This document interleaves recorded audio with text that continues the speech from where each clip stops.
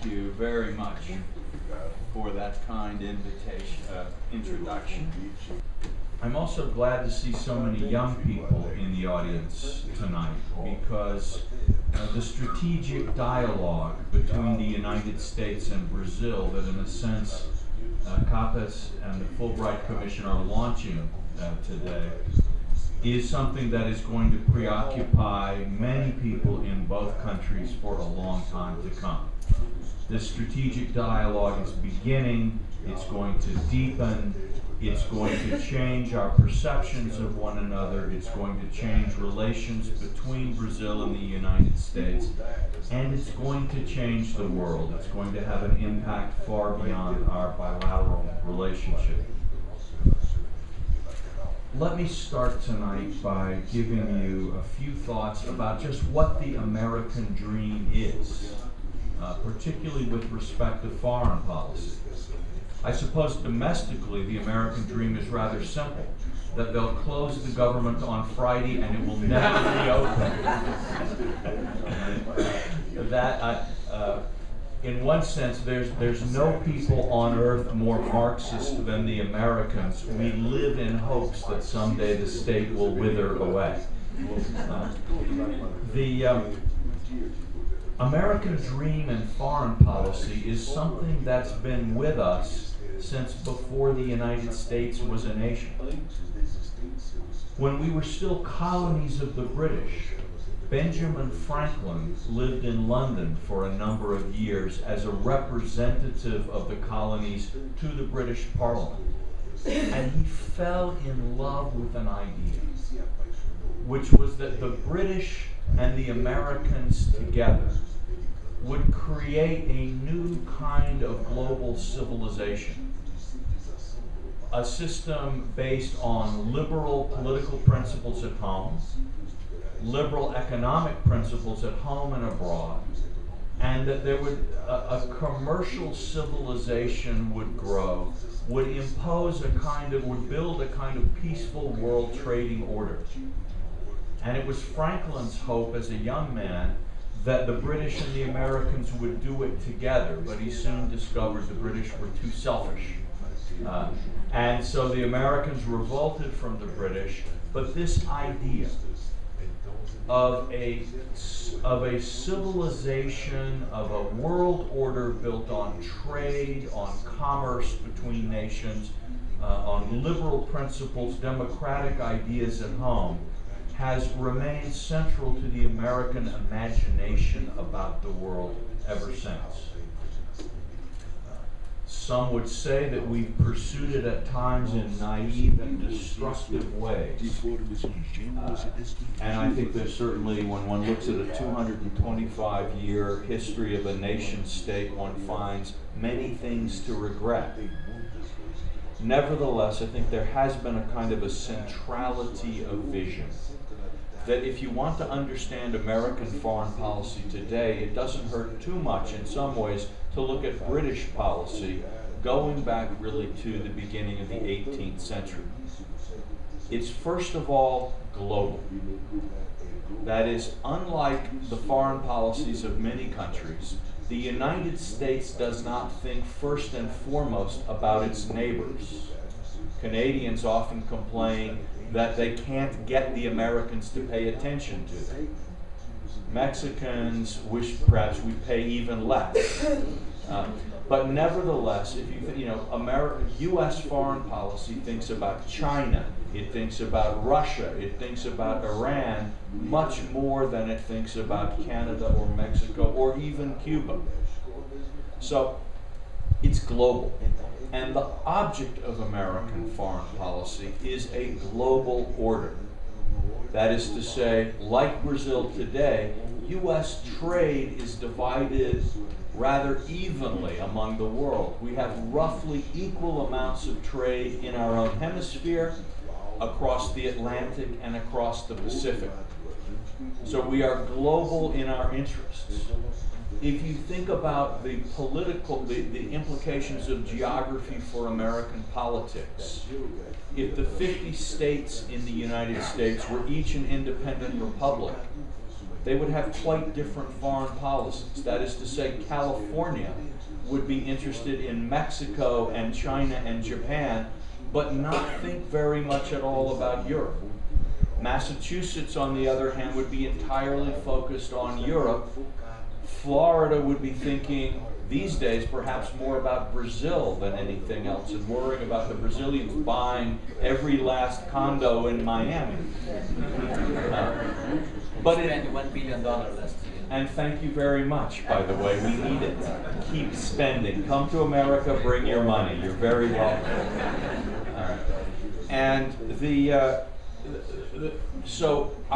because our political system through the Congress and through the electoral contest for presidents, it means that our foreign policy has to be a compromise. The California vision can't dominate entirely, the Massachusetts vision, the Texas vision, and so on. It's a blend. In the US context, that means it's global. And we try to think of ways we can integrate our policy approaches so that we have consistent visions of how we're dealing with the world, and so on. We find the British model, where the British also built a global commercial system resting on sea power, very helpful in that way. In this vision of the world, you divide the world into theaters, and you think about trying to have a situation in each theater in the world that at best contributes to the world order you're trying to achieve, but at the worst doesn't undermine it. And you have different strategic options you can try in different theaters. For example, as the US has historically done in the Caribbean and Central America, you can try to be dominant, as the British did in India. On the other hand, you can seek a balance of power, as the British historically did in Europe, as the Americans have been doing for about 150 years in the Pacific. And there, if you have a balance of power strategy, this is often a very favorable one, because essentially you are siding with all the weaker, smaller states against the largest one. So you generally have a lot of allies. And the more threatening that large state becomes, the more loyal and committed the allies are to your cause. So the Americans look at East Asia, they look at South Asia, they look at the Middle East, they look at Africa, they look at Latin America, they look at Europe, and they think, how do we fit it all together? And how do we get a balance of forces in each part of the world that favors our global strategy? The Americans, like the British before us, are also interested in sea power.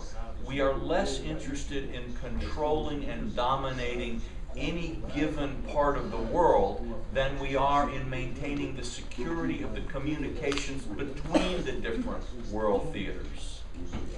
We don't want to conquer Europe, but we want to make sure that no one can block our trade to and from Europe. For that matter, the US gets very little oil from the Middle East itself. It's an insignificant factor in the American domestic oil supply. And thanks to you again in Brazil, it will continue to be insignificant, I think, for a very long time to come. Again, please sell us oil and then buy condos in Florida with the money that we send you. We'll be very happy that way. Again, we are interested in the health of the world oil market, that Japan, China, India, Europe have access to oil in a predictable way, that the oil market isn't disrupted unnecessarily, that no single power other than ourselves who can be trusted is in a position to interfere with the world's oil supplies. And so the U.S. provides a stable, orderly world oil market so that the Japanese industrialist doesn't feel that Japan needs to build an intercontinental naval fleet so that Japanese ships can protect the oil as it goes from Saudi Arabia to Yokohama Bay. The health of this system economically and geopolitically, is the chief focus of American foreign policy, and certainly has been since World War II, and I think implicitly so long before that. There's an additional dimension to this, which is the importance of liberal principles. And I use the word liberal rather than speaking simply of a human rights agenda, because the word liberal principles includes both the sort of commercial dimensions of a liberal order as well as the human rights, parliamentarian, and legal dimensions of such an order.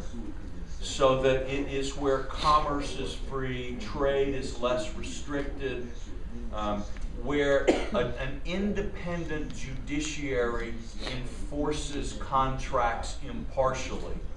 And so that, for example, the foreign investor is treated equally and fairly in a transparent way by national courts. The United States, like Britain, has often promoted this sort of order around the world. You can see three aspects of this global strategy, of this attempt to build the American global dream. Geopolitical, where you're maintaining a balance of power. You are trying to defeat any country that seeks to overturn this order. Nazi Germany, Imperial Japan, the Soviet Union. Where you are trying also to build more durable coalitions to enlist partners in support of this order. U.S. policy of alliance building with NATO and Western Europe, for example, or the U.S. sort of quiet program today of an informal, unspoken alliance with India, which, like the U.S., does not want to see China become too dominant in Asia, but also doesn't want to see radical Islamic extremism sweep the Middle East. So there's a geopolitical dimension. There is the commercial dimension. What we could, we see it, for example, in the World Trade Order, or attempts to build and to develop and protect the international financial system. The flows of goods, the flows of money. The health of this system depends on the functioning of goods and financial markets. This is something of a Sisyphean task, because the problems of integrating trade policy, building appropriate international economic structures, banking and regulatory structures that are both safe and free, is a never-ending task. And as the global economy becomes more advanced, more interdependent, the task of regulating, protecting financial markets, of managing trade flows among different economies in the world, always becomes more complex. There are always new problems to be solved. So this is a never-ending task. But so there's the commercial or economic dimension of this strategy, and then again there is what one might what one might call the political or even the libertarian side of the strategy, promoting liberal values around the world, ensuring that doing what one can to see that more countries are more democratic. Another reason, by the way, for this liberal political strategy is the American belief that countries that are democratic are more likely to accept this global system and less likely to reject it. In fact, they're likely to like it. Dictators, theocratic rulers, monarchical rulers are often driven by questions of prestige. Democratic politicians want the economy to do well, so the voters will be happy and re-elect them. In other words, in a more democratic system, there are more incentives for political leaders to try to align their policies in ways that they can participate in this global system and achieve the benefits, the commercial and economic benefits of participation. So one found, for example, in Brazil, that when President Lula was elected, after really a vigorous career of denouncing capitalism and the international system and its institutions as enemies of the Brazilian poor, he found very pragmatically and very correctly that the best way to ensure a better deal for the poor in Brazil is for Brazil to participate in this global system in an intelligent, thoughtful manner. Others who are less worried about facing the electorate in Latin America have made different choices, and I don't think we need to go into particular examples. It's in the United States some of our sharpest debates over foreign policy involve the relationship of the three dimensions of this strategy. Do we privilege the geopolitical and military side of the strategy? Do we privilege the commercial and economic side of the strategy? Do we privilege the liberal human rights side of the strategy? They cannot always be done simultaneously. Both the geopolitical and the commercial elements of our strategy, for example, suggest that we should not make too much trouble for the Saudi government at home.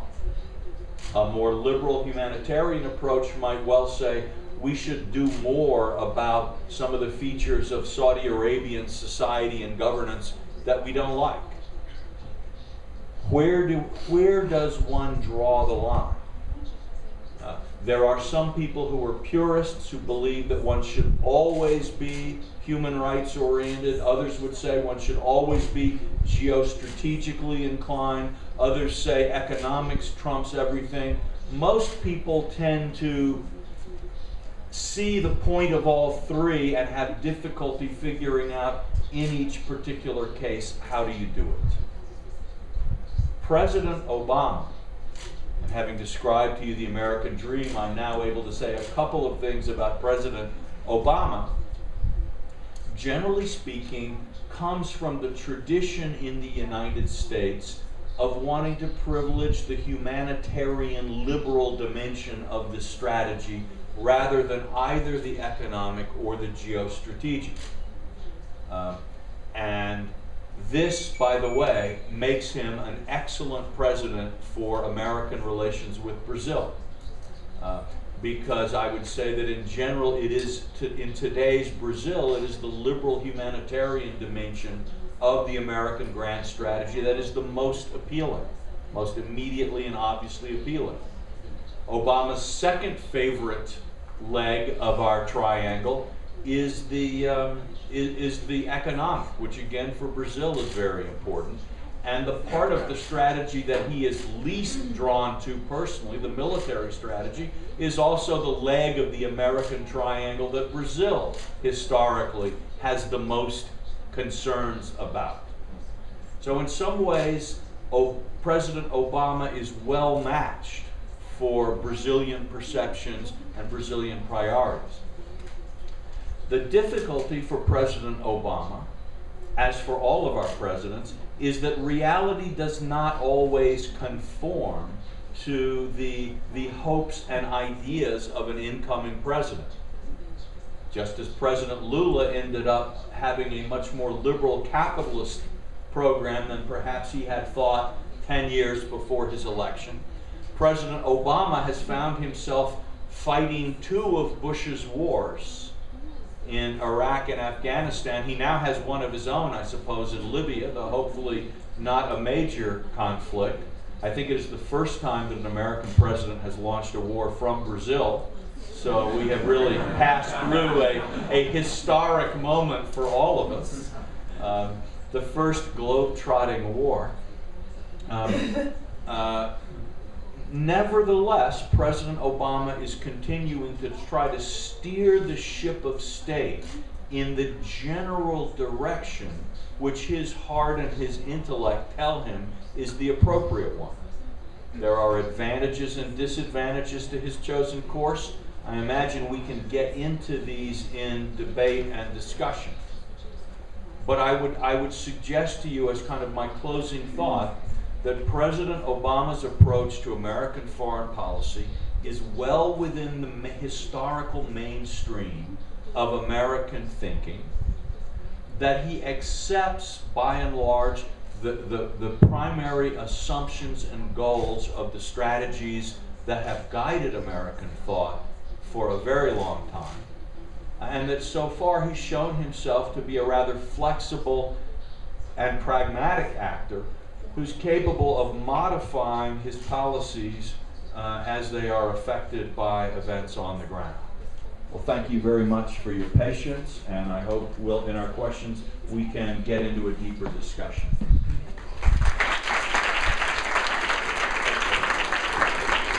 Civil wars. Against that, of course, as I told you, I read you in the beginning, let me repeat it, non-intervention would have reverberated across the region and stained the conscience of the world. It was not in our interest to let that happen. That is a universal doctrine and something that you cannot sustain in all places and everywhere and all the time as the tides of war turn from one side to the other. And I think that's why Obama was actually quite right to be a reluctant superpower, because it didn't take many brains to figure out how the dynamics of internal war continue to operate. Pattern is a pretty universal pattern, unfortunately. Let me stop here, because I don't want to give you, there are no clear, decisive answers to the questions our colleague raised here. We are much better at defining the dilemmas, and if you were to be totally cold-hearted about it, you probably should not get involved in wars like that. But that's a very,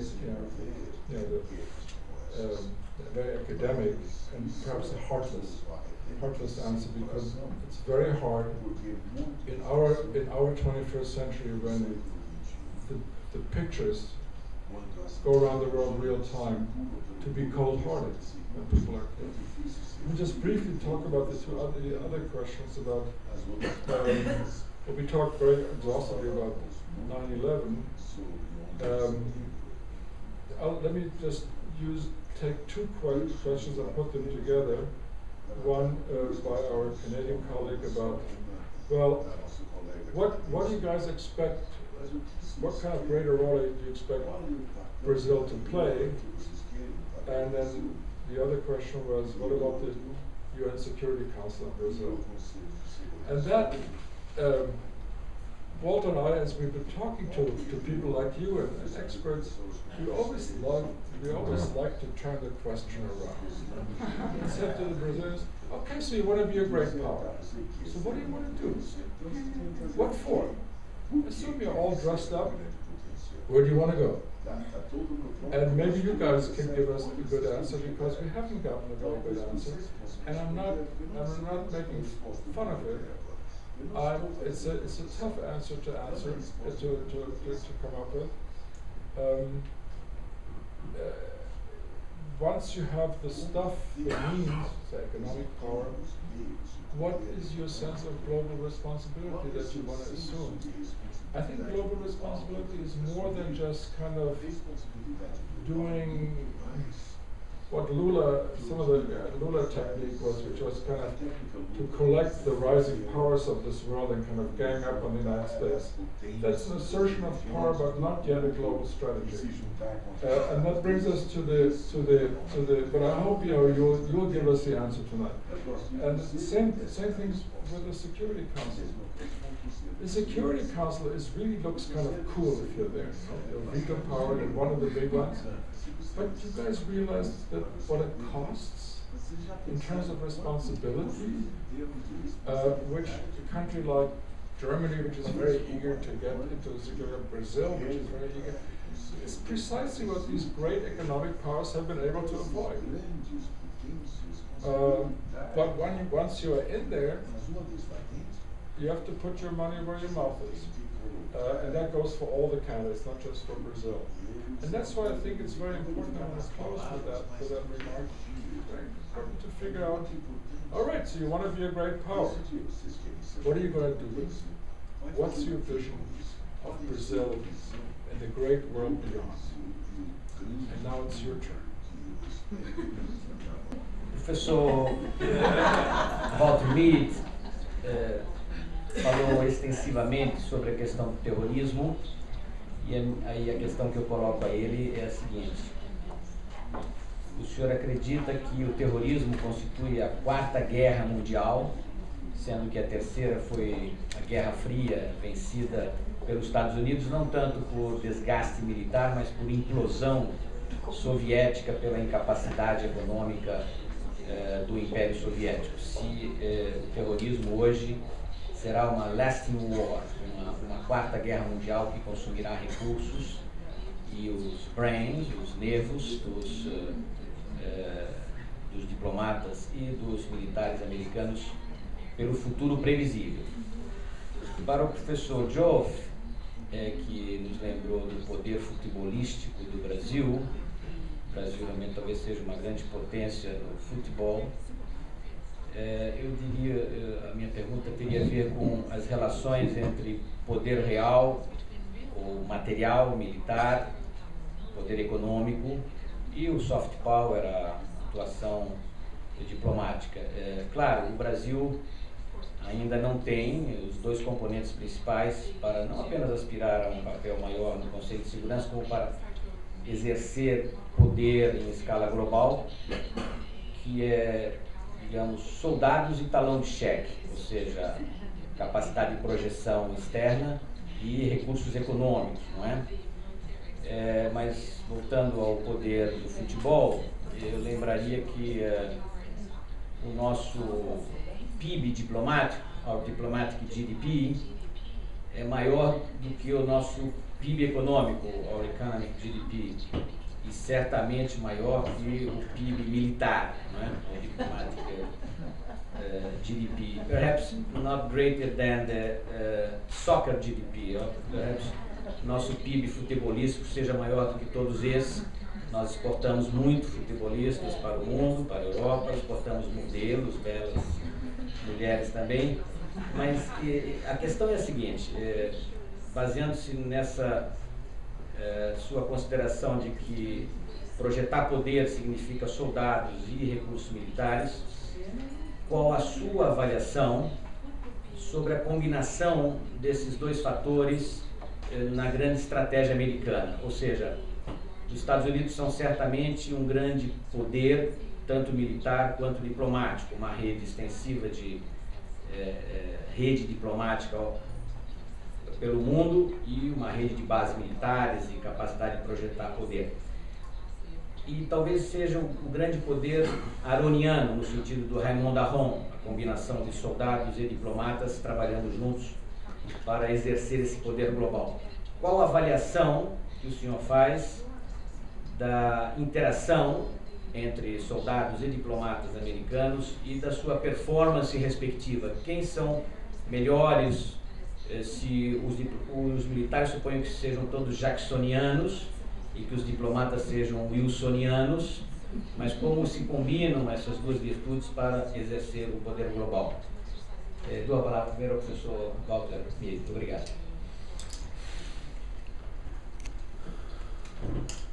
Well, again, very briefly, I'd say that I think the terrorists were hoping that the war against terror would be World War IV, but I think it's fizzled out a little bit.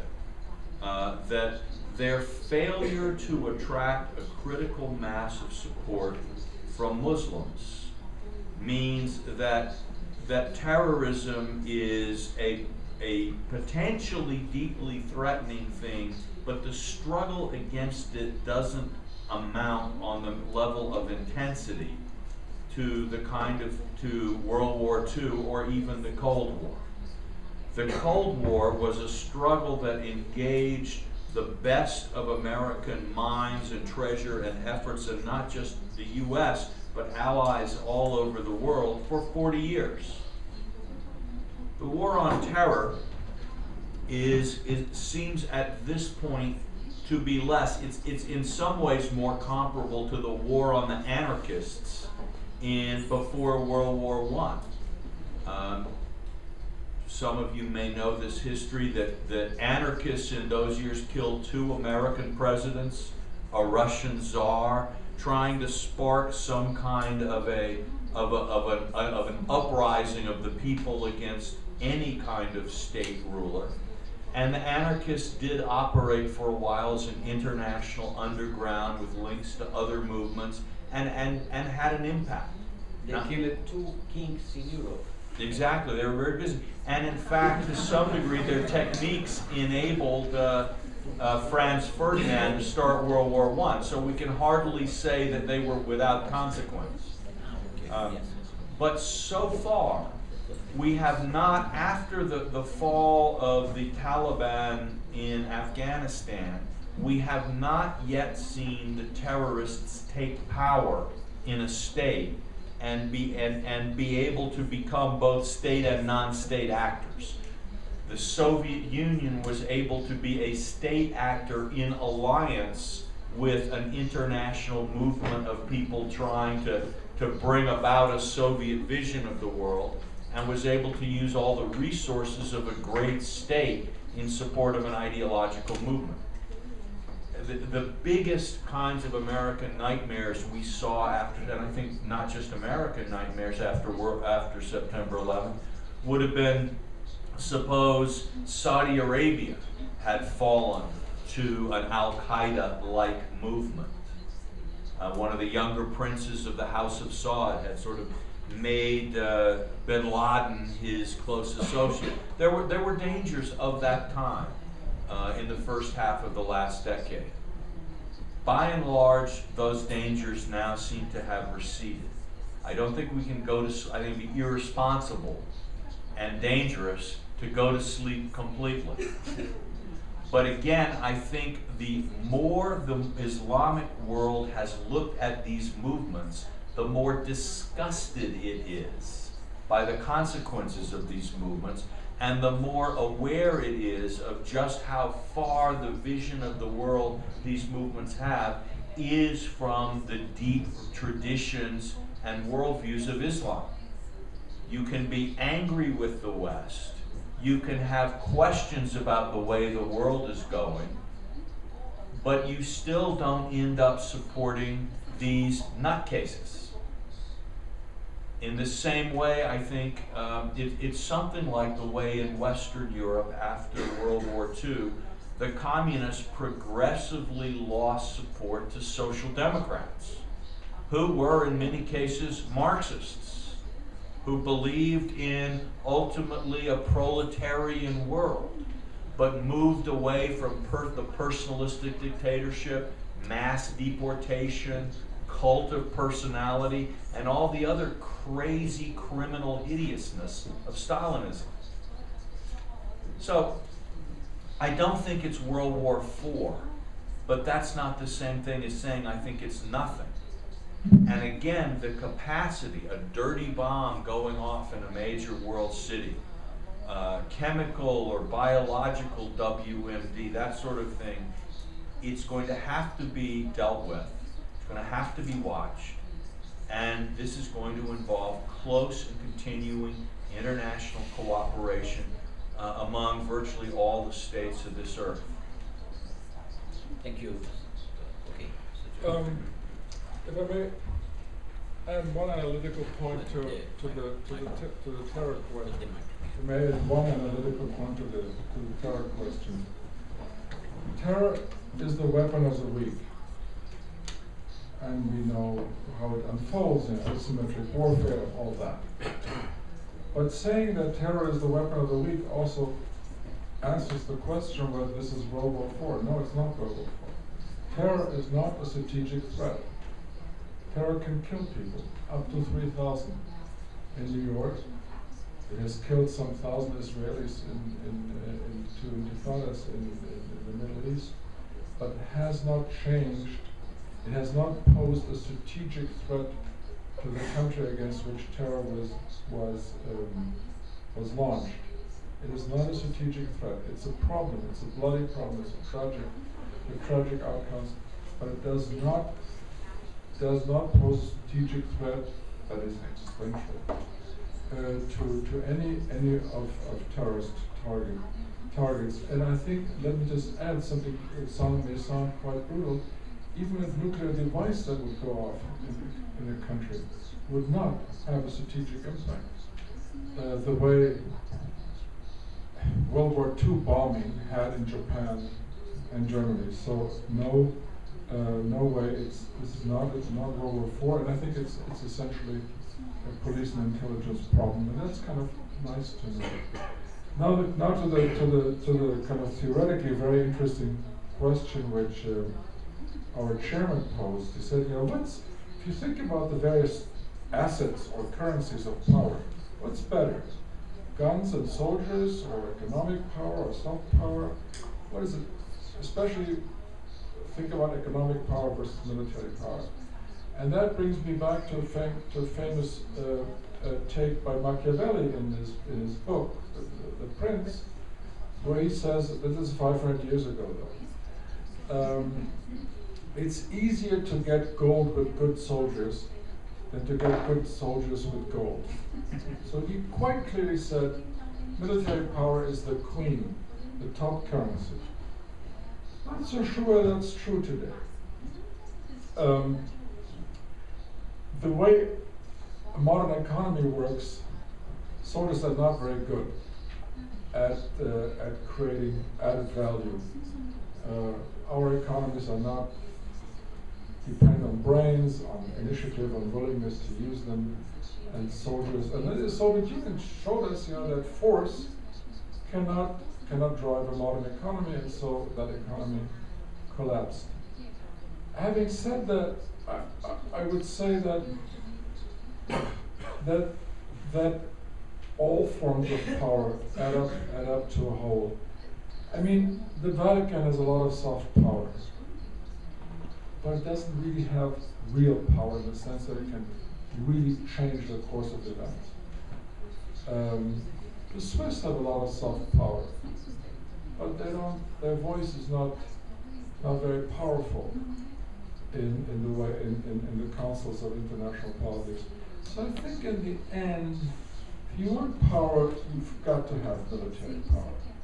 And that respect, Machiavelli still holds true 500 years later. You also raised the question, what about this diplomatic power? How do you use it? How do you gain it? How do you keep it? And you raised the issues there. What about Brazil? Is its diplomatic GDP bigger than its economic GDP, and certainly bigger than its military GDP? In some respects, diplomatic power can work on its own. But for instance, if you try as a diplomatic power to be a go-between, to be a mediator, to kind of position yourself between the United States and Iran, but a real good mediator, a real good broker, has to be more powerful than both. Otherwise, they play games with you, as the Iranians did with Brazil and vice versa, and with the United States. So in the end, if you want to have so diplomacy without real power, both economic and strategic, has its limits. And it has another limit, that's where I'll stop. What does that mean to have diplomatic power? Is it just trying to get involved in everybody's business and kind of play one against the other? That's a cheap way of doing it. But real diplomatic power has to do with having a purpose and achieving it. And that brings us back to the question about what would Brazil want to do with its power. Where does it want to go? You have to know what you want and then get it. Just kind of playing the game for the game's sake has some pleasure and it gets a lot of attention, but it doesn't really, again, change some of the basic forces in the world. And that's why I would always advise ambitious medium powers like Brazil or Germany. There's more to the game than just having a seat at the table. You have to have other chips. If you really want to be a big-time player, you need more than a seat at the table. You need chips here: military chips, economic terms, and you have to have something that Walter has been stressing over and over again. You have to have a design for the world by which you can express your own egotistical, selfish interests in a universal language. You know, it's not just that I want to have trade. We want freedom of the seas. Not just I want to make a dollar. We want free trade for everybody. And if you can play that game, you can take your own selfish interests and turn them into universal interests. And then you offer something to the rest of the world, which the rest of the world will lap up, because they have a dog in that fight too. I think that is the ultimate art of using diplomatic power. Bom, meu nome é Angela Santana, sou da casa e formulo a pergunta para qualquer dos nossos ilustres palestrantes. Eu achei muito interessante a colocação dos princípios da política externa americana ao longo historicamente, enquanto a política externa conduzida por Obama. Mas eu acho que faltou um grande fator na palestra dos senhores, que foi a questão de 11 de setembro. Eu acho que 11 de setembro que fez a mudança, que eu diria, radical da política externa americana, em termos de segurança, né? Eu acho que mudou digamos, o foco, não mais para a questão comercial ou para direitos humanos ou para a garantia da democracia, mas voltou muito mais para uma questão de segurança interna, doméstica. Então, eu acho que, inclusive, até o próprio Obama, quando ele hoje se coloca relutante, e se colocou, demorou alguns dias, né, para se pronunciar sobre a entrada na Líbia, a entrada dos Estados Unidos na Líbia, foi decorrente exatamente da experiência Iraque e Afeganistão, sem dúvida nenhuma, né, que acabou derrubando, inclusive, politicamente, os republicanos nos Estados Unidos. Então, tem uma questão também de política interna aí, e pragmática em relação à sua reeleição. Então, eu gostaria que um comentário dos senhores sobre essa questão de 11 de setembro, se não é uma questão de segurança interna que tem, na realidade, dirigido mais a política externa americana. Introduction, Sabrina Shaw from the Embassy of Canada. Professors Mead and Joffe, thank you for your rather light treatment of a very heavy subject, particularly in Brazil. You speak of the U.S. being a reluctant superpower. And if that is the case, how can Brazil and other emerging economies take on a greater responsibility and pursue their interests? We look at the WTO, which is in deadlock over the Doha round, lack of leadership. We look at Iran, where Brazil actually tried to take on a greater role and failed.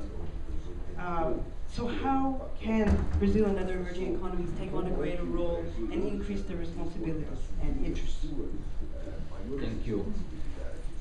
Boa noite. Eu vou formular a pergunta em inglês, em português. Seu nome? Bruno Bita, sou advogado. Como? Bruno Bita. Either way. All right. Good evening. Thank you very much for your explanation. It was very clarifying. Was just wondering, as you've mentioned, Professor Mead, you've said that Mr.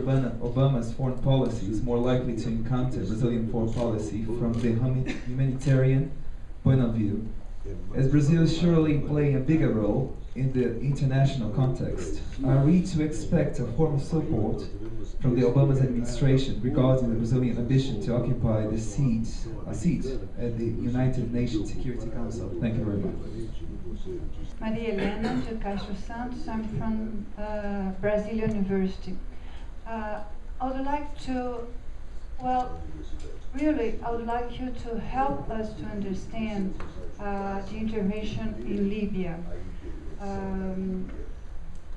Because you said that in a way the foreign policy could be more geared toward economic, let's say, considerations, or humanitarian considerations, or security considerations. That depends on many things. Okay.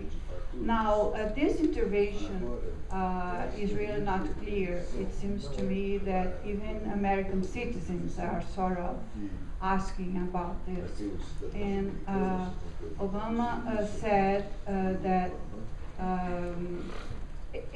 for instance, that Americans should be proud that many lives were saved, and that Gaddafi should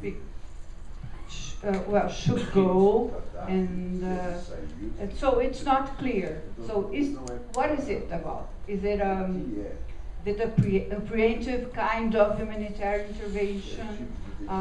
Is it for security? Is it for economic reasons? What is it? Who are the rebels? Do you know who are they? Today, I don't. But today I read in the papers that Americans, and I can't remember who else, are training the rebels to use some rockets and things like that. So, and this is, so can you help us to understand this?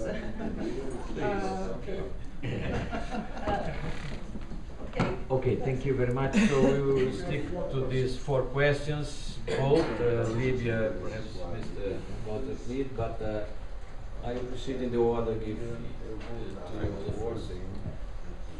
Yes, on the question of how did September 11th change American foreign policy, my friend Leslie Gelb, who was at the Council on Foreign Relations for many years, said that every American intellectual said 2 things about September 11th. First, that September 11th changes everything. And second, that September 11th shows that I've been right all along. And that each intellectual said that he has been right all along. In my own view, well, the very quick summary I gave you of the American foreign policy tradition at the beginning left out one important factor, that is to say the American people. I talked about the sort of intellectual formations and so on that our strategic intellectuals and our policymakers have used. But in fact, the United States is a democracy, and public opinion has enormous impact. In a book, Special Providence, American Foreign Policy and How It Changed the World, I've written about what I call the Andrew Jackson School of American Foreign Policy. And this is a kind of a public culture of thinking about how to defend the United States and what the priorities should be. Most of the time, the average American, like the average Brazilian, doesn't think about foreign policy at all.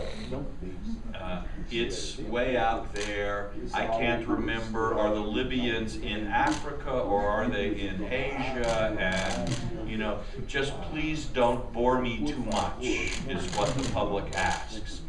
But every now and then, something happens and it triggers a strong Jacksonian concern. In the United States, where our history has been, we've been perhaps more violent in terms of more wars than Brazil, this popular culture is very much triggered by threats to security. They don't think, oh my goodness, there's a famine in Mozambique, we must all raise a lot of money.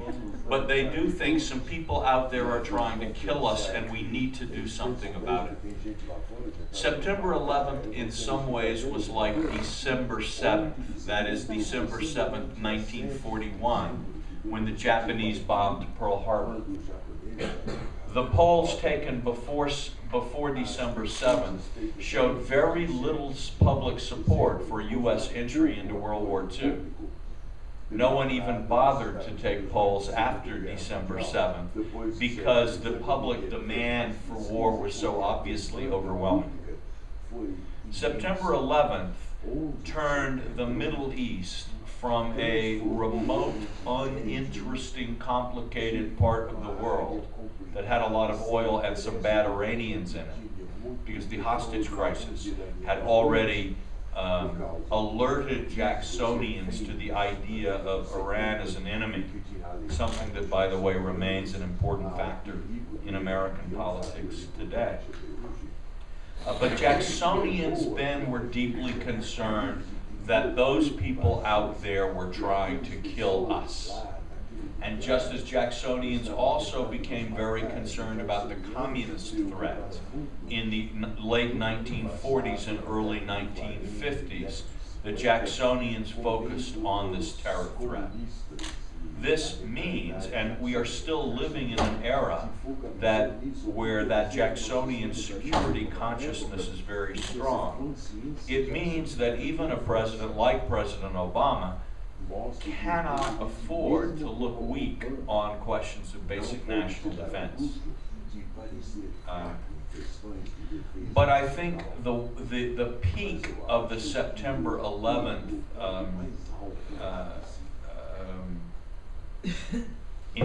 in excitement in the U.S. has passed, in the sense that in the 10 years after that, almost 10 years, in a sense the threat has become a little bit routinized. And more than that, the nightmare scenario has not come true, in the sense that radical Islamic terrorism has not swept the Islamic world. If you look at the Arab Spring, you look at these revolutions and demonstrations, it's actually quite amazing. You don't see them burning American flags. You don't even see them burning Israeli flags. It's the first time in decades they haven't burned Israeli flags. What's wrong? Have they run out? And so, you know, Jacksonians may not be scholarly, they may not be experts, but they are not blind.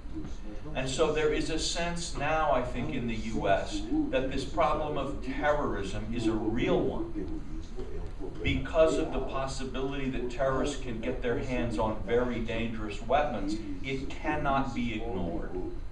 It will be with us for a long time, because even a small minority can be a danger.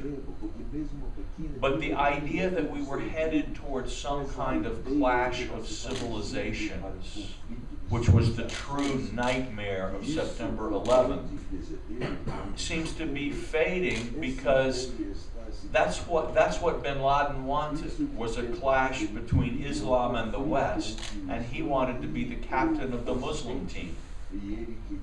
He's been rejected.